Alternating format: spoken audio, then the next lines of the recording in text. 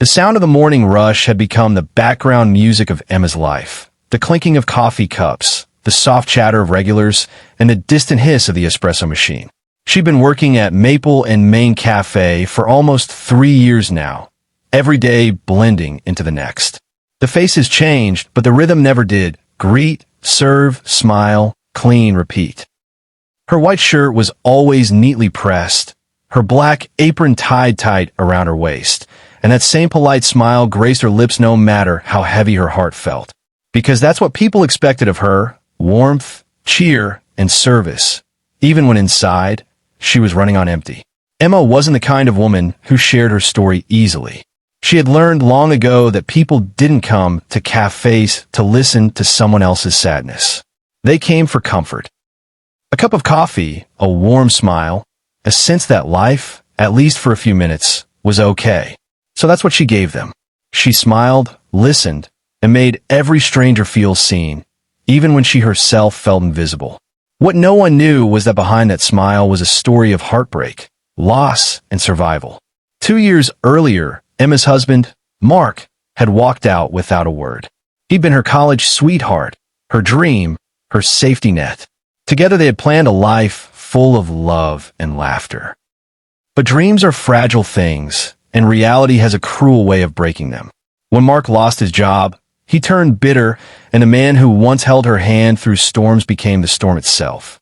One morning, he packed his things and left, leaving behind a note that said, "You deserve better than me." But Emma didn't feel like she got better. She felt abandoned. Now, she lived in a tiny apartment with peeling paint and a fridge that hummed louder than it should. Every paycheck barely covered rent and groceries, but she never let it show. She told herself that if she kept smiling long enough, maybe life would smile back someday. Speech balloon, if you believe in kindness, second chances, and the power of quiet strength, please take a moment to like, comment, share, and subscribe. Your support helps bring more heart-touching stories like this one to life. It was a cold Tuesday morning when Emma saw him for the first time. He walked in with a little boy, maybe 6 or 7 years old, both dressed neatly, the man in a soft gray sweater, the boy in a bright blue hoodie. They looked like any other father and son grabbing breakfast before school. Emma greeted them with her usual warmth and led them to a table by the window. The boy smiled shyly, and the man thanked her politely. His voice had that calm confidence that made her notice him just a little longer than usual. Throughout their meal, Emma couldn't help but glance their way now and then. The father was patient, gentle. He cut the boy's pancakes into perfect pieces, listened attentively as the boy spoke about dinosaurs and superheroes, and laughed in a way that filled the cafe with light. It reminded her of what she once dreamed family mornings would feel like. For a moment, she allowed herself to feel something she hadn't felt in a long time. When they were done, she came over with the check and smiled. The boy grinned up at her and said, "Thank you, miss. These are the best pancakes ever." She laughed softly, replying, "I'll make sure the chef hears that."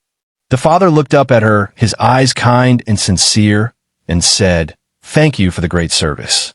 It's rare to see someone so genuinely kind these days." His words hit her deeper than he could have known. She smiled and said it was just part of her job. But long after they left, she found herself thinking about that small moment, about the way he'd looked at her, not like a waitress, but like a person. The next day, the cafe felt slower. The regulars were quiet, the morning crowd thinner than usual. Emma moved through her routine, humming softly to herself when the doorbell chimed again. She turned and froze. It was him, the same man from yesterday. But this time, he was alone. He smiled when he saw her, and something in his expression made her heart skip. "Good morning," he said softly, approaching the counter. "I wasn't planning on coming back so soon, but my son wouldn't stop talking about your cafe. Said I should bring him again tomorrow. So I figured I'd stop by today to say thank you, personally." Emma blinked, trying to hide the sudden rush of emotion that rose inside her. "That's sweet," she said. "He seemed like a wonderful kid." "He is," the man replied. "His name's Ethan, and I'm Daniel." He extended his hand, and she hesitated for a second before shaking it. His grip was warm and steady, a contrast to how fragile her world often felt. They talked for a few minutes about the cafe, about how Daniel had recently moved to town after his wife's passing. Emma's heart softened instantly.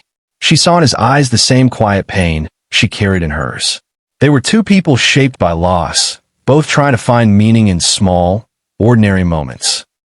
From that day on, Daniel became a regular. Some mornings he came alone, other times with Ethan. Each visit brought a little more light into Emma's days. He'd ask how she was doing, and she'd brush it off with her usual, "Can't complain." But he saw through it, she could tell. He'd linger after finishing his coffee, just to talk.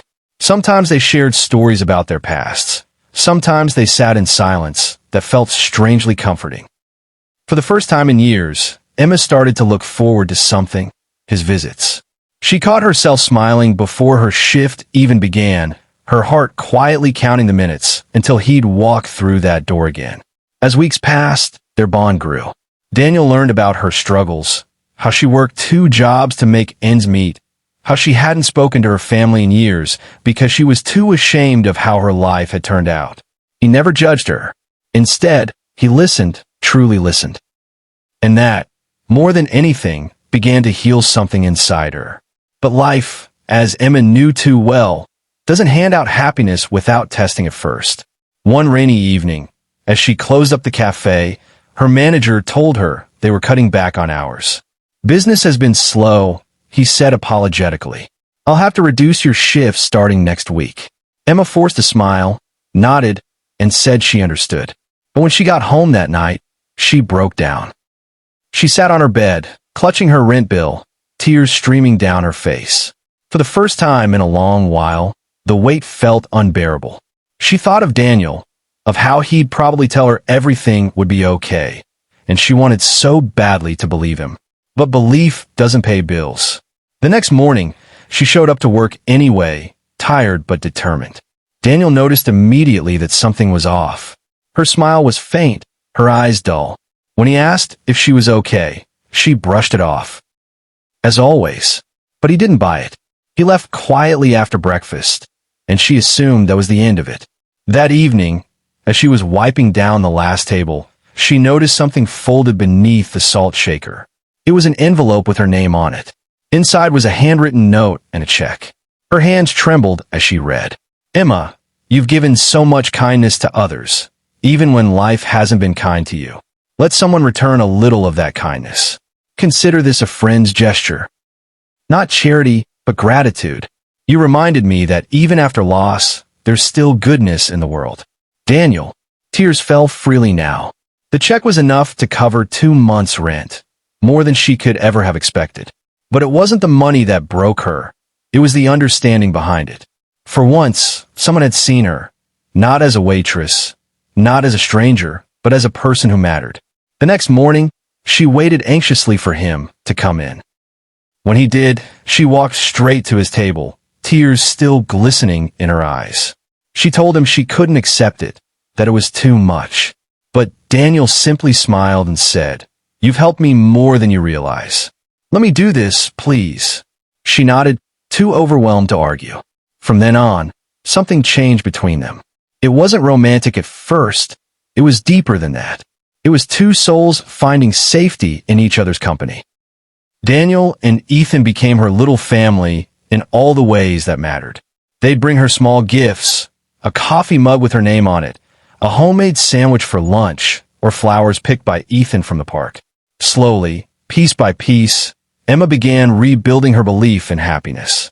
Months later, one quiet Sunday morning, the cafe was almost empty. Daniel walked in with a nervous smile and a small bouquet of daisies, her favorite.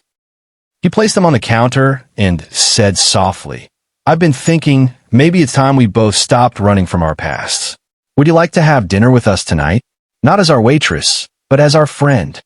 Her heart swelled, and for the first time in years, her smile wasn't practiced, it was real. That evening, she joined Daniel and Ethan for dinner. They talked, laughed, and shared stories late into the night.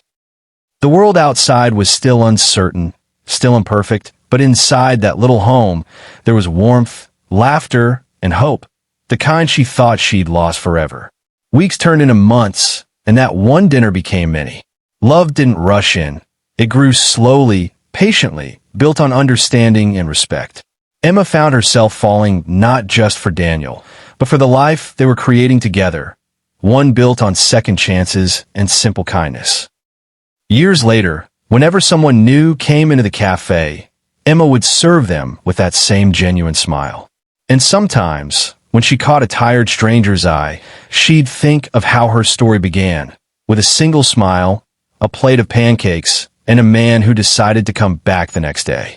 Speech balloon, if this story touched your heart, please don't forget to like, share, and subscribe. Your support helps more stories of hope and humanity reach others who need them. Thought balloon, before you go, comment below. I believe in kindness and second chances. Because sometimes, all it takes to change a life is one small act of kindness, and one person who chooses to come back.